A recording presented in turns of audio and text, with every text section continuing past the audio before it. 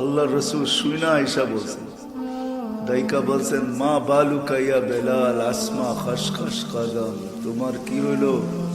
এত উচ্চ মর্যাদায় পৌঁছলে তো পৌঁছলে কি করে? জান্নাতে আমার আগে আগে তোমার পদধ্বনি শুনি।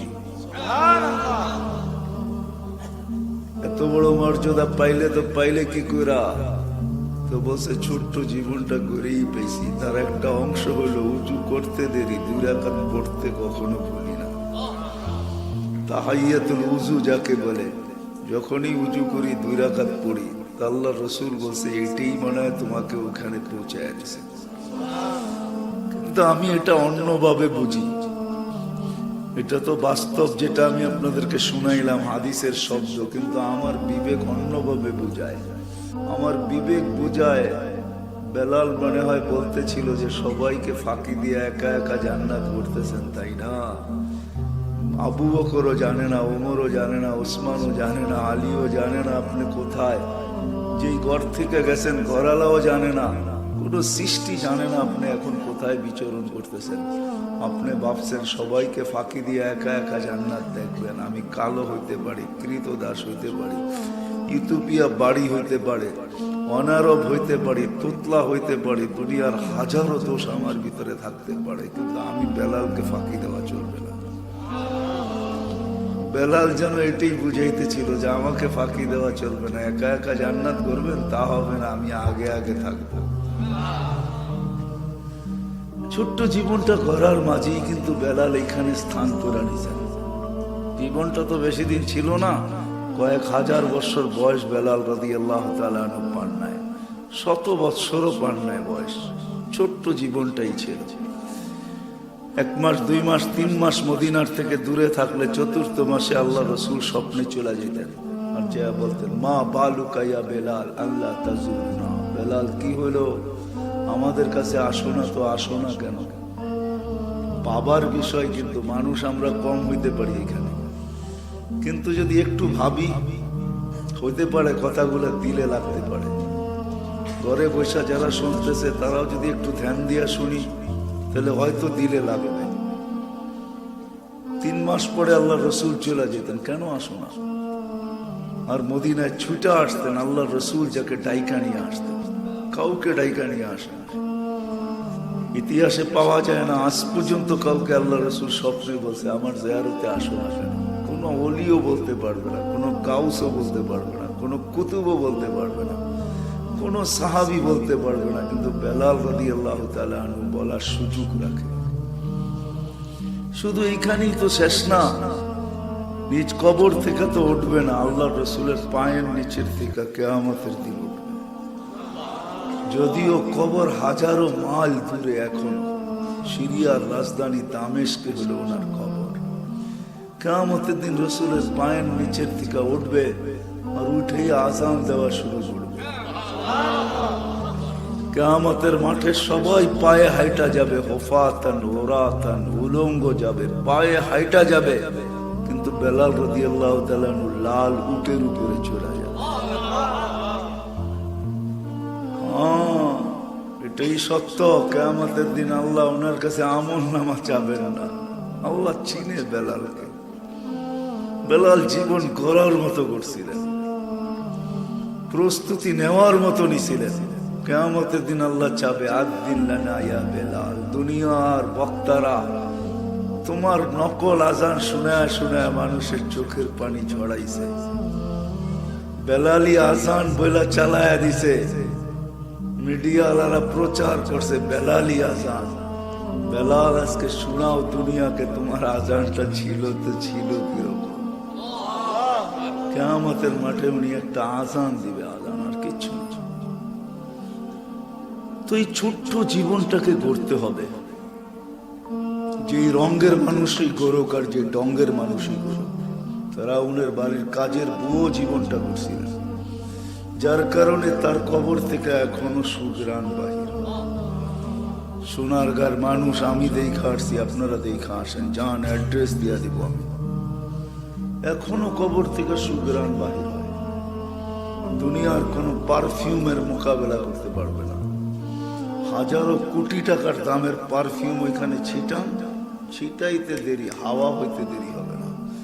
ওই কবরের গ্রাণ সমস্ত সুগ্রাণ গ্রাস করে ফেলবে, আপনার নাকে ওই গ্রাণই আসবে। আর যার নাকে একবার জীবনে ওই গ্রাণ লাগছে, দুনিয়ার কোন সুগ্রাণ তার কাছে সুগ্রাণ মনে হবে না। সত্য কথা বলতেছি, আমি কোনো গ্রাণ লাগাই না, কেন লাগাইলেই হাওয়া হয়ে যায়।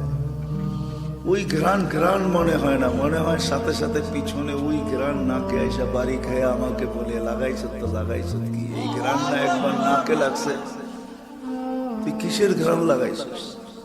এটি সত্য। এই ছোট্ট জীবনটাকে করা, কথা লম্বা হবে না, অল্পই হবে। কালকে আসতেছে আরো বড় বড় বক্তারা, ওনারা শোনাবে, মুস্তাকুন নবী সাহেব আসতেছে।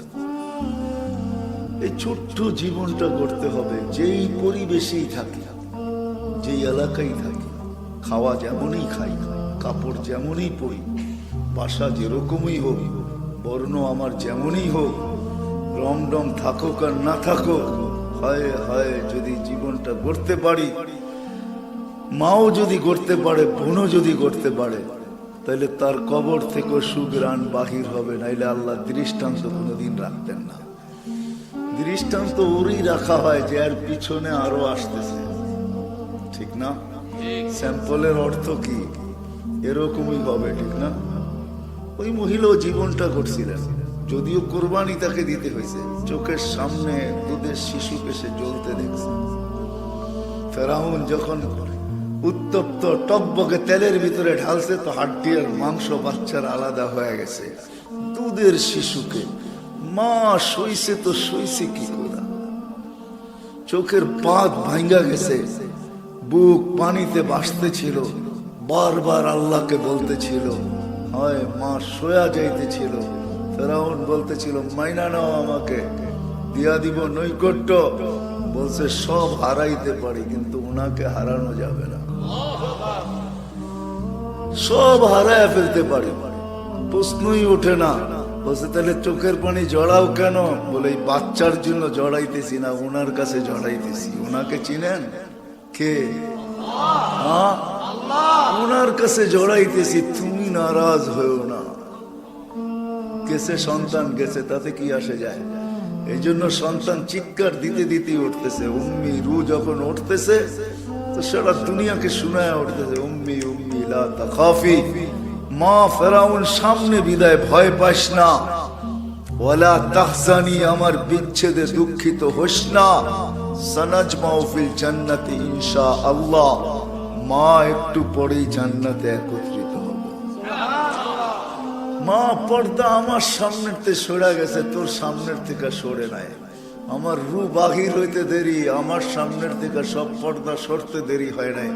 মা আমি দেখতেছি, যাব তো যাব কোথায়, একত্রিত হব তো হব কি কোথায়, মিলবে তো মিলবে কি? মা আমি দেখা তোকে বলতেছি, তুই কিন্তু পাও পিছলায় দিস না, তুই কিন্তু ভয় পাওয়া যাস না। দ্বিতীয় মেয়ে ছিল, তাকেও ঢেলা দিছে। তার রু তো আরেকটু বেশি বলে গেছে, মা মা মা মা ভয় পাইস না।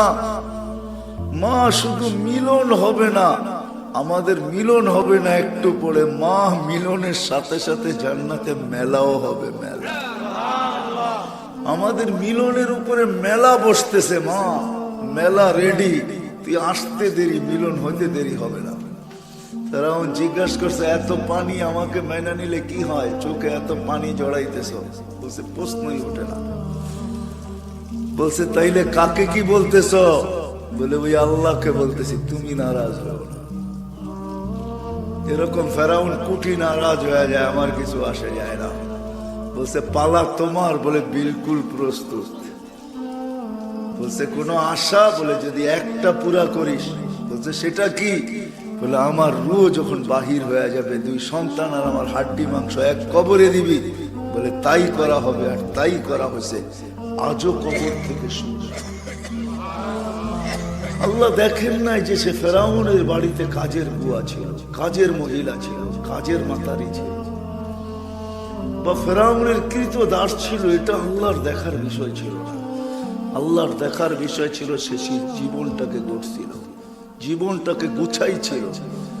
জীবনটাকে প্রস্তুত এবং রেডি করছিল, জীবনটাকে আল্লাহর জন্য দিছিল, আল্লাহকে দিয়া দিছিল। 60-70 বছরের জীবন, সোনারগাঁর মানুষ। ঐতিহ্য তো আপনাদের এখানেও ডেলি চিৎকার দেয়, হায় সোনারগাঁর জাদুঘর, ডেলি চিৎকার দিয়া বলে, রাত দিন চিৎকার দিতেছে, হায় আমি একদিন রাজধানীও ছিলাম, আমি আজকে ঐতিহ্য। ঠিক না? আমি একদিন কে ছিলাম আর এখন আমি, হায় একদিন ঘোড়ার আসা যাওয়া ছিল এখানে, একদিন রাত দিন সূর্যের মতো জ্বলতো, এটা ঈশা খার রাজধানী ছিল না, ঈশা খান আর রাজধানী, এখন একটা ঐতিহ্য, জাদুঘর। মানে কি একটা ঐতিহ্য আর কিচ্ছু না।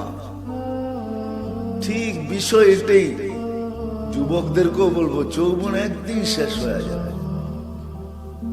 কতগুলা ছাপ থাইকা যাবে, মা বোনদেরও, মা বোনও একদিন শেষ হয়ে যাবে, নারীত্ব একদিন মাটিতে মিশা যাবে, শুধু কতটুকু ছাপ থেকে যাবে। এই জন্যই জীবনটাকে প্রস্তুত করা, এটাকে গড়া, এটাকে তৈয়ার করা, এটাকে উপযোগী বানানো।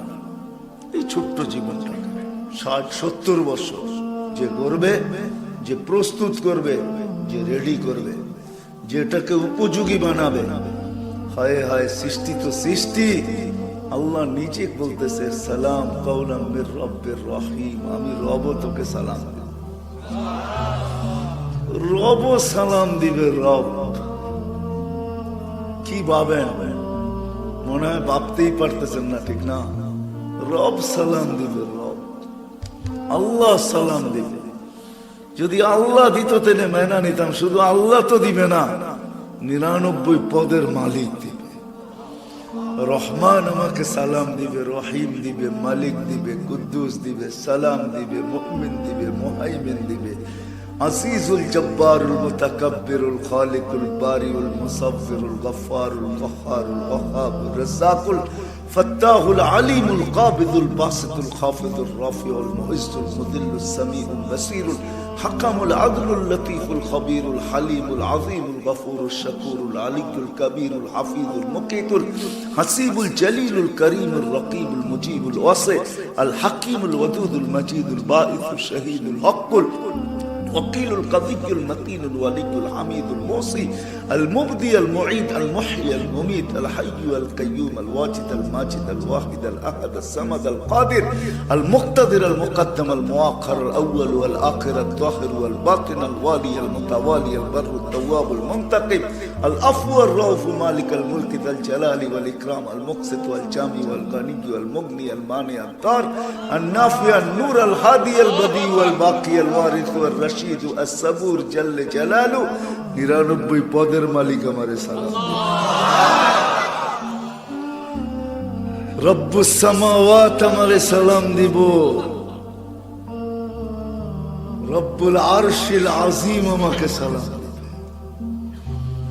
রব্বুল জান্নাতে সালাম দিবে, রব্বুল আউয়ালিন ওয়াল আখিরিন আমারে সালাম দিবে, রব্বুল মাগরিবাইন ওয়াল মাশরিকাইন আমাকে সালাম দিবে। যদি ছোট্ট জীবনটা করতে পারি। নিশা যদিও দুনিয়ার লাগা আছে আমাদের উপরে, কবির কথাই সত্য, তুঝে দুনহায় কে রহো সবসে আলা, হোসিনত নিরালি হো ফ্যাশন নিরালা। যদিও আমাদের সবার মাথার ভিতরে নিশা লাগা আছে যে ভালো খাবো, ভালো পড়বো, ভালো থাকবো, এই নিশা 24 ঘন্টা আমাদেরকে ছুটাইতেছে। যুবকের ভিতরে এই নিশা আছে, ভালো ভালো চাই, ভালো উন্নত চাই, ব্র্যান্ডের চাই, উন্নত খাওয়া, উন্নত কাপড়, উন্নত বাসস্থান, এই নিশাই আমাদের মাথায় জুড়ে আছে। কবির কথাই সত্য, কিন্তু এটাও সত্য, তুঝে দুনহায় কে রহো সবসে আলা, হোসিনত নিরালি হো ফ্যাশন নিরালা। তো কবি আগে বলছে ইউ হি জিয়া করতা হ্যায় ক্যা মরনে ওয়ালা। হায় যে জানে আমাকে চলে যেতে হবে, সেই নিশা নিয়ে কোনোদিন বাস করতে পারে না। আল্লাহর রাসূলও বলছেন, আল্লাহর রাসূলও বলছেন লা ইয়ানামু তালিবুহা, যার দিলে জান্নাত আছে সে কোনোদিন ঘুমাইতে পারে না। জানি না এখানে কোনো প্রবাসী আছে না না আছে জানি না। প্রবাসী যখন বাড়ি আসার টিকিট কেটে ফেলে, তোর আর ঘুম হয় না। ও তো সারাদিন মাল প্যাকিং করে করতে করতে করতে করতে প্যাকিং শেষ হয়ে যায়, গাড়ি আসে, গাড়িতে জলদি উঠে এয়ারপোর্টে যে বুকিং এর পিছনে থাকে। বুকিং যখন শেষ হয়ে যায় তখন বোর্ডিং কার্ড নিয়ে প্লেনের দিকে ভাগে। ওর আর মন ভাল লাগে না, প্লেন ছাড়বে তো ছাড়বে কখন।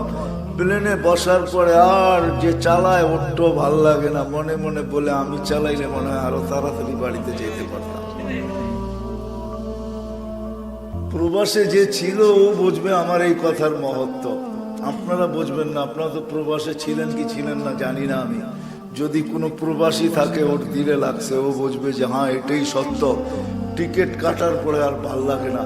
আল্লাহ রসুল বলছে যার দিলে জান্নাত আছে লা ইয়ানামু তালিবুহা, ও আর ঘুমাইতে পারে না, ও ঘুমায় না। ও তো সারাদিন ভাবে জান্নাতে যাবো তো যাবো কখন। এই জন্য 24 ঘন্টা প্রস্তুতিতে লেগে থাকে, ওর প্রস্তুতিতে লেগা থাকে। নারী বলেন পুরুষ বলেন, প্রস্তুতিতে 24 ঘন্টা লেগা থাকে। আজান দিতে দেরি, মসজিদে ছুটতে দেরি করে। আজান তো দূরের কথা, ঘড়ি দেখতে থাকে। আজান হোক আর না হোক, ঘুম ভাঙা গেছে শেষ রাত্রে, বুড়া মানুষ লাঠি নিয়ে ঠুকঠুকায় কুয়াশার ভিতরে মসজিদের দিকে যাইতেছে। চাচা জান কই, আসান হয় নাই। মনটা ভালো লাগে না, একটু মসজিদে যে আল্লাহ আল্লাহ করি। মন ভালো লাগে না মানে কি, মনটা ভালো লাগে না, ছটপট ছটপট করতেছে, মরবো কবে, জান্নাতে যাবো কবে। হায় হায়, ওর তো ভাল লাগে না, এটাই সত্য। এই জন্য আসেন। কথা লম্বা হইলেই যে অনেক কিছু হবে এমন না।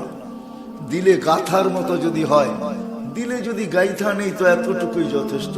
এই ছোট্ট জীবনটাকে ঘুরা নিয়ে যেতে, আল্লাহ দুনিয়ার কিচ্ছু দেখবে না, কসম খোদা। বললাম তো 2-4টা দেখাইলাম। আল্লাহ দুনিয়ার সম্পর্ক দেখবে না, কার কাছে কি আছে এটা দেখবে না। যদি দেখতেন তাহলে কোরআনে কোনোদিন এই উপমা আসতো না, নমরুদের কথা আসতো না। রাজত্ব দেখলে কোনোদিন নমরুদকে আল্লাহ কোরআনে নিয়ে আসতেন না। এই শব্দটা বড় বিতাড়িত, এটা কোনোদিন কোরআনের শব্দ হতো না। ফেরাউন শব্দটা বড় বিতাড়িত, এটা কোনোদিন কোরআনের অংশ হতো না। কোরআন তো কোরআন, আল্লাহর কালাম, কোনোদিন অংশ হতো না। আল্লাহ আমাদেরকে বুঝানোর জন্য নিয়ে আসতে বাধ্য হয়েছেন যে তোমরা তারপরও বুঝো, আমি কিচ্ছু দেখবো না, ফকির থেকে ফকিরও দেখবো না। তাইলে মনীষীরা কোনোদিন এই কাহিনী আনতেন না। ফকিরের গায়ে ভিক্ষুক যুবকের চটা থাপ্পড় লাগায় দিয়েছেন যুবক, ভিক্ষুকের গালে। ভিক্ষুক কিচ্ছু বলে না, উপর দেখা জানি ঠোঁটগুলা হেলাইছেন। যুবক জাগারটা জাগায় মরতে দেরি হয় না। ভিক্ষুককে জিজ্ঞাসা করছে ঘটলো তো ঘটলো কি? প্রেমের খেলা ঘটে গেছে। প্রেমের খেলা কি? বলে ওর প্রেমিকার গায়ে আমার পায়ের কাদা লেগছে, ও সইতে পারে না, ওর থাপ্পড় কইসা আমার গালে বসায় দিছে। আমাকেও একজন ভালোবাসে, সেও সইতে পারে না।